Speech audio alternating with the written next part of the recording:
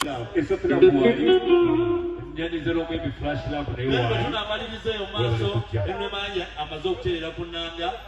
Omuyimbi Sam Gombya naye wali omanya ne mukyala we twagala kuwaniriza.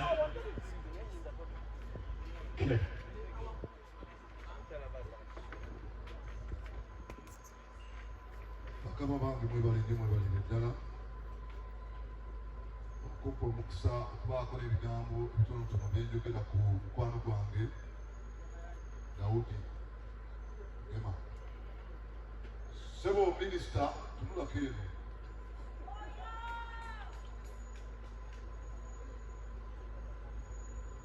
Shadow Minister wabayogera ebeera ng'attentive. Erinnya mbalimu ensolo Ronald Nsuga nga nze member parliament akiikirira Nakawa East Constituency Parliament Gwanga, nze Shadow Minister wa Kampala n'emiriraano ate era nga nze chairperson w'enguudo kati mu Kampala. Njagala okwebaza mmwe n'abakungubazi abazze wano bakulembeddwamu Oweekitiibwa Minisita Kasolo Aruna mukwano gwange. Bakadde baffe abatukulira mu music industry mbalamusizza nnyo era mbeebaza okuteekateeka obulungi nga tugenda okwaniriza muganda waffe avudde mu bulamu bw'ensi. Ntambudde ne mukyala wange Kasolo totya. Ntambudde n'enswanyu yange eno.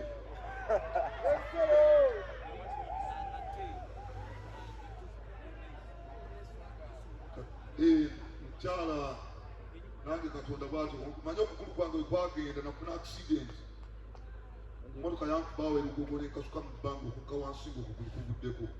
Kati kuno nyambadde kipiira. Naye nagamba Katonda ampa omukyala omulungi ne Kasolo gw'ayinza okugamba nti ddala omukyala bali n'enso. Ani Kasolo olina obujja Kasolo Oweekitiibwa Kasolo naye ndowooza ogiraba embooko bakububiddeko muwulire akakwi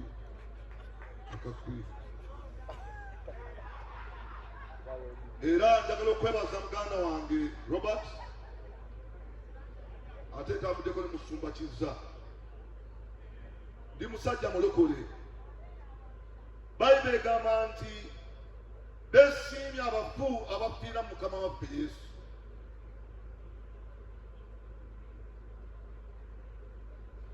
Kitalo nnyo ekyokuba ntufiiriddwa muganda waffe afudde mu ngeri batono gye tutegedde okujja Katonda yekka amanyi engeri gy'afuddemu, naye nze okufa kwe kumpa ekyokuyiga. Mukama ono namumanya nga ŋŋenda kwesimba mu kifo ky'obwammeeya era nanyimbira oluyimba olwanyingiza mu kifo ky'obwammeeya. N'akomawo n'ayimba oluyimba alukolera vidiyo agikolera waka wange. Ye musajja eyatuukako mu kisenge kyange era nga mukyala wange ono amukkiriza akwatire mu vidiyo mu ghetto emutungo. Robert ono yamuleeta, so abadde mukwano gwange era mpiiriddwa mukwano gwange. Abadde muwandiisi omulungi awandiika ennyimba ez'ensonga era abadde musajja muyimbi.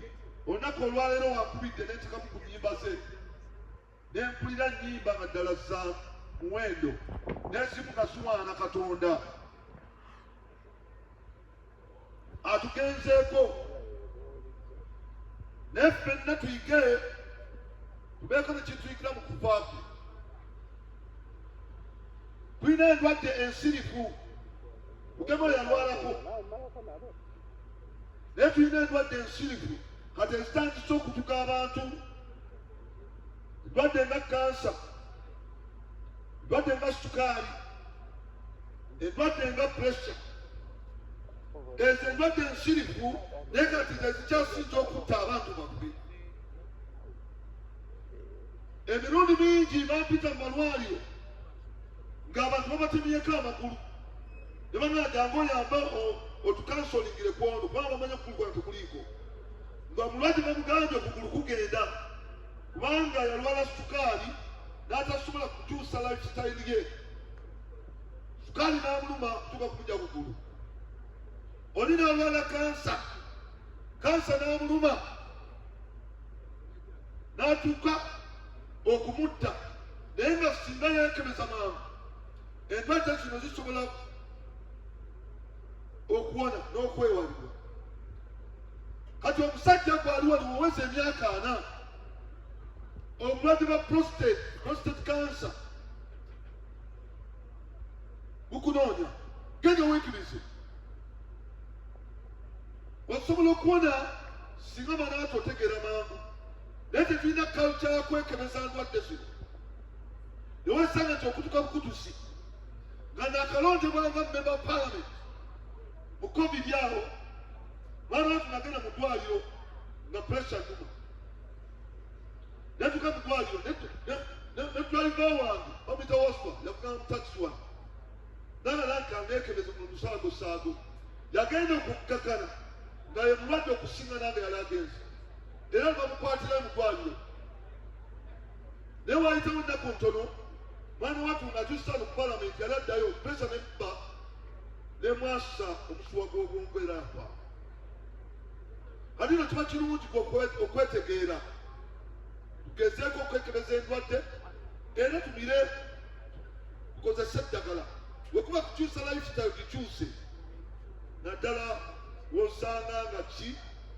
nga ddala olulwadde tunyoleddwa nnyo okufiirwa omuvubuka omuto abadde omugaso eri music industry abadde omugaso eri eggwanga tugenda kunyolwa nnyo njagala okusaasira bakadde baffe abadde bawangala naye naddala aba music industry mbasaasira nnyo okufiirwa omusajja abadde omugaso mu industry era nsaba Katonda omwoyo gwe agulamuze ekisa mbeebasa nesekobaza yenna bayibuli egamba nti Katonda alituula ku namulondo ye Yesu Kristo n'ayawula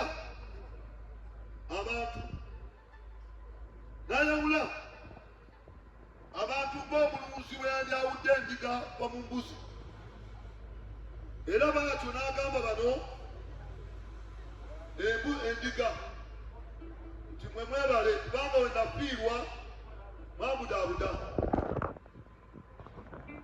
bwe nalwala mwanzijanjaba bwe nali sinaawo kusula mwansuza bwe nali sina kyakulya mwampa ekyokulya ne bamubuuza ddi we twakulaba n'abagamba kyewakolera oli wakikolera nze mwereero mussa okungubaga mussa okusaasira Katonda agenda kibabalira ennaku ezo era mu covid